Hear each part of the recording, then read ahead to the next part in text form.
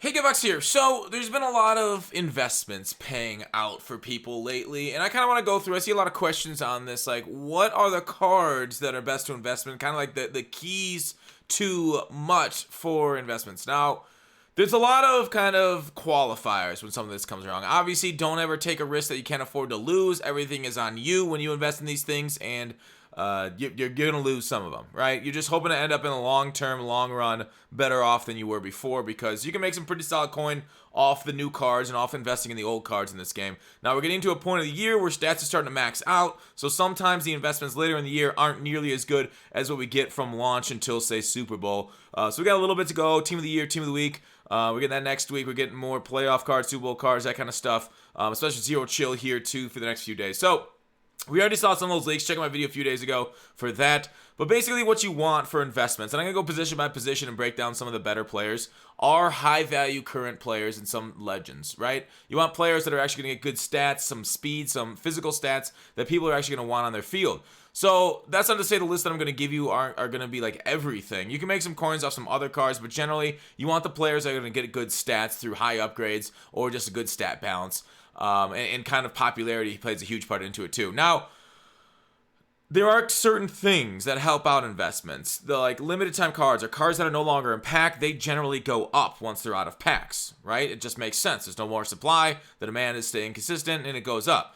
We've seen themed diamonds boost up when they get new cards. We oftentimes want to say, hey, you want to sell on hype. It depends on like selling on hype if you want to kind of go with a card. It depends on how cheap the card is to acquire. Like if it's cheap, if the card's coming out of like solos or something or a really easy set to do, then the card potential, the power, depending how good it is, like that Mahomes, he ended up going up after. Like everybody sold when they heard Mahomes got put out, but he ended up being so cheap that so many people put him on their team that the power up actually creeped up in price after that initial everybody post. So there's a little bit of weird thing in there. Like for example, today and the Khalil Mack that came out. Where are you at, Khalil? Let's just look you up here. His pieces, you're like, oh, Khalil Mack, great card. Everybody loves him. The problem is he came out limited, and limiteds come out super expensive, right?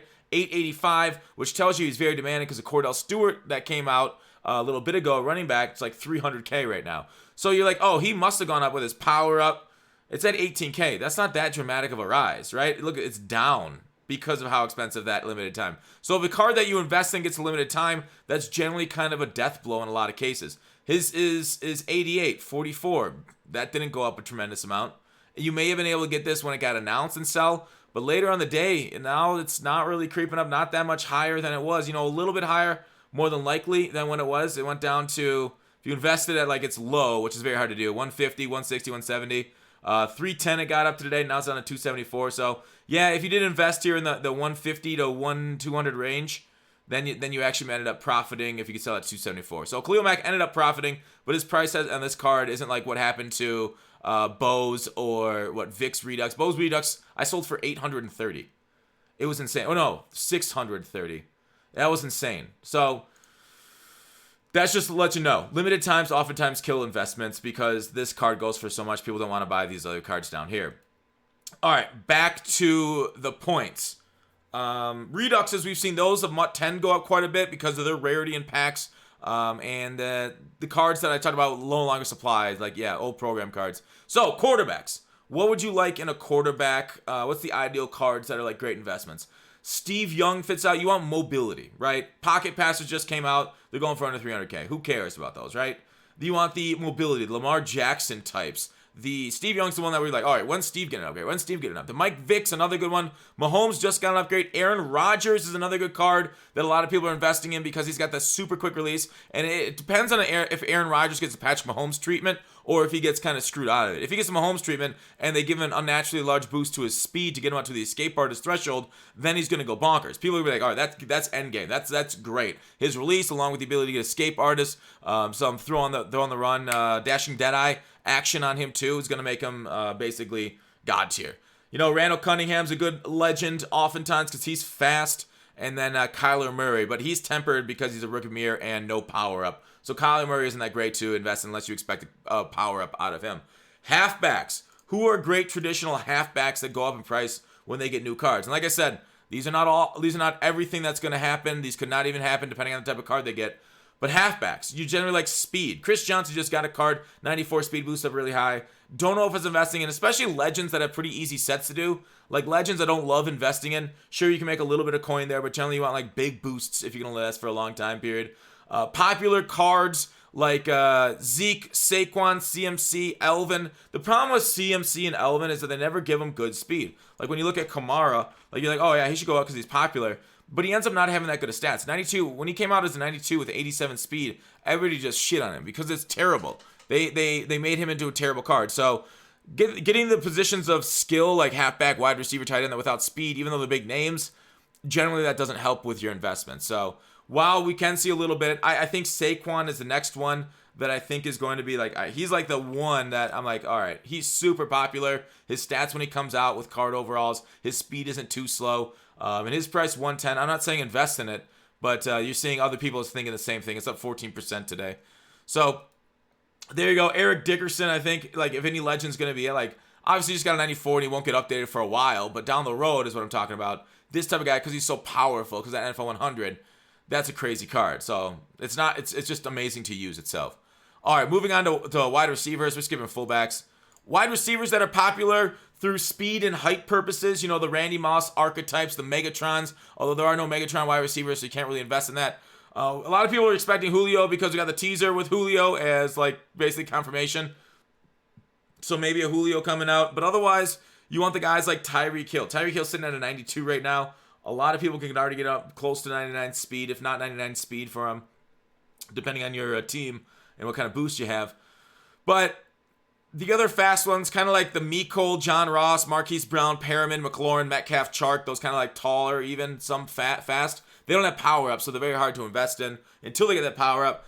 But I don't know. Do you think Jurevicius is, like when he comes out with a new card, and he's nice as a theme diamond, something we've seen jump a little bit. He's tall, 6'5", a lot like Mike Evans, is the same thing. Theme diamond. I just don't think his speed is going to be high enough. 87 with 84 speed. Like, if they gave him a new card and he's like a 94, 95 overall, are they going to give him like 89 speed? And then they'll be like, oh, my investment's not really working because nobody really wants to run with that. That's kind of like, what, Largent speed? And it's like, But he's tall. He's nice. Galladay's in that tall camp too. So back to this. Tight ends. I really should filter a lot of this list by speed because that's where you'll see a lot of the better ones to invest in. Obviously, there's some names like I talked about Saquon that's not just pure burner, but Waller is going to be a good investment. Maybe not right now because he's so expensive right there with his blitz card, but down the road potentially. Evan Ingram's always a nice card to have. 89K for a 91 tight end. That's, you know, one of the faster tight ends in the game is always kind of cool too. Like I said, the NFL 100s, Tony Gonzalez won't be upgraded for a while. But like these are generic names. George Kittle, great tight end. Everybody loves him because he's tall, fast, and run blocks amazingly. Best tight end in the game with his kind of like breakdown of stats. And then those kind of three are the ones we're looking at. Kittle, Ingram, Waller would be kind of like the big names to get investments at least later. Offensive lines, offensive line is difficult this year because the NFL 100 basically bought out a bunch of 94s. And there isn't a huge reason to power up offensive linemen. I don't love investments there. So, like, maybe if Lane Johnson gets a new card, he's already at 92. We can see some upgrade there because he's so fast. He's got a very unique set of skills. You can throw him out there at tight end. He's actually pretty quick out there. But otherwise, every position, like, it used to be in the past where, like, right tackles, guards, centers, they'd be, like, barren. And there'd be, like, a new card would come out way better than the old cards. Like, all right, that thing shoots up in price for the power-up. I don't know. Offensive line, I'm not that sold with it, with NFL 100 kind of like just being there for every single one of them. Defensive line, though. We got a lot of names on defensive line, linebackers, pass rushers. So these spots, I like to see somebody like Aaron Donald. I guess we should get off of sort by speed now that we're at D-line. Aaron Donald's a big name. You can look at Julius Peppers, J.J. Watt. He just got one, but he's a big name that traditionally goes up in price. I'm interested to see what people react to Theme Diamond Dwight Freeney. Like, he's a new card in the game. I'm interested to see if people are like, hey, Dwight. I mean, stats, maybe not the best, but he used to be a huge name. But we'll see what kind of block should they give him. The finesse move should go to high 90s when he does come out with a new card. So we'll see with Dwight Freeney. 53K, that could easily go up.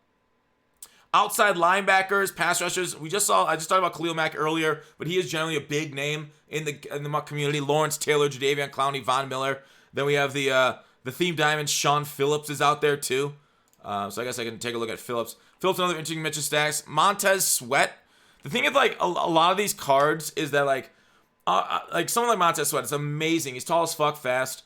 They're kind of like user gods, but they don't oftentimes get upgrades high enough. Like when we talk about Mack, Taylor, Clowney, Vaughn, when they get an upgrade, they're like number 1 at their position. If Montez Sweat gets an upgrade, he'll be like number 10 at the position. So like that's hard to invest in, even though he's a great user. Same with Leonard Floyd. Even though they're great users, it's hard to invest in that unless they get some sort of insane upgrade in like a program. All right, middle linebackers. You basically want a lot of speed. Height's nice too. Devin White and Devin Bush do that speed. Deion Jones, Roquan Smith, Jalen Smith in there too. But again, some of those don't get high cards. Like Jalen Smith got a blitz card, but he wasn't very high overall. Ray Lewis, Patrick Willis, By Wagner, Luke Kuechly are the big names at middle linebacker, with Willis kind of the next one deserving to be upgraded there. Wagner and Kuechly, like, I feel like they're getting screwed on speed lately. Like, especially if you look at Luke Kuechly here. His 90 overall came out with 79 speed. So will he be a good investment? Potentially not, because if he comes out with like a 95, is he going to have like 83 speed? Are they going to really screw him over and 84 speed? And you're like, well, I could either use Luke Kuechly there, who's slow and kind of useless, or Shaz, who's 94 speed. I think I'm going to go with the guy that has a lot of speed, right? So while Luke Kuechly's a big name, they oftentimes screw him over in stats. So that's tough to invest in that when they screw him over in stats so much. Cornerback we'll move on to.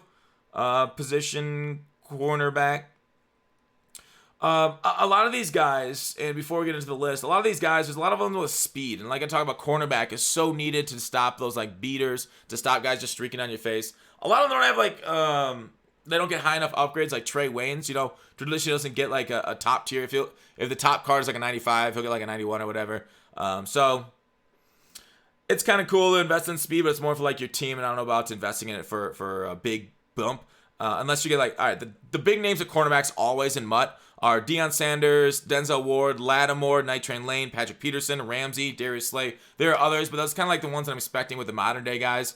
The Slay, Ramsey, Peterson, Lattimore, Ward. Those are kind of guys that I expect that would, when they get new cards, to go up in price. I'm not saying all of them are out of date now, but that's it. And at safety, the final position for us for investment, the big names in Mutt. Obviously, Sean Taylor is always a huge name. His price has gone up from when his limited was in packs to what it is right now. Like talking about the top of the episode with investments, with limiteds are in packs versus out when they're out of packs.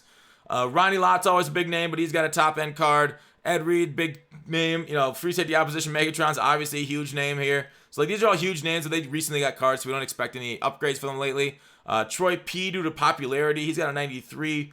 It might be a little bit before. It might be till Ultimate Legends till he gets one, and so it's not really. I don't know if it's worth investing in a 360k Redux, as that's kind of pricey. You got Derwin James, Jamal Adams, Cam Chancellor. If he gets, is Chancellor even in the game? I just wrote his name down without looking it up. No Chancellor in the games. Never mind. So Chancellor's probably not in the game. But he's generally like that kind of, he's like the archetype for big names in this game. Brian Dawkins, Ed Reed. How did I forget that Chancellor wasn't in the game? I thought he'd get like an early season card or something. Adrian Amos is a name that hasn't got an upgrade in a while. 92. I guess Harvest isn't that long ago. Time flies, huh? So Amos is always a decent name. And wonder if his core elite went up at all when that came out. Yeah, as you see, it went from 10k to 40k when he came out, and then shot back down. So he quadrupled in price when his Harvest came out. And then we have Ken Houston, Eddie Jackson are also pretty names. Ken Houston's tall. Eddie Jackson had a big card last year, and Eddie Jackson I think has a 90 right now. Series Redux, which for some reason the Mudhead's unknown. So I actually don't know what that price is since I can't refresh them. Wait. He has 2 Series Reduxes? Weird. 83k for a Series Redux. The thing with Eddie Jackson is like, do they give him enough hit power if they upgrade him? He's only had like a solid year. It's not quite as good as last year. So maybe the speed, maybe the hit power isn't there this year if they give him an upgrade. So maybe not worth it. But that's kind of my list for each position on like the big names in Mutt that you traditionally want to invest in. So there's some guys that we'll see with some cards soon. Again, invest at your own risk. I hope you guys enjoyed the video on the big names in Mutt. And thanks for watching Call to Action. I'll see you tomorrow.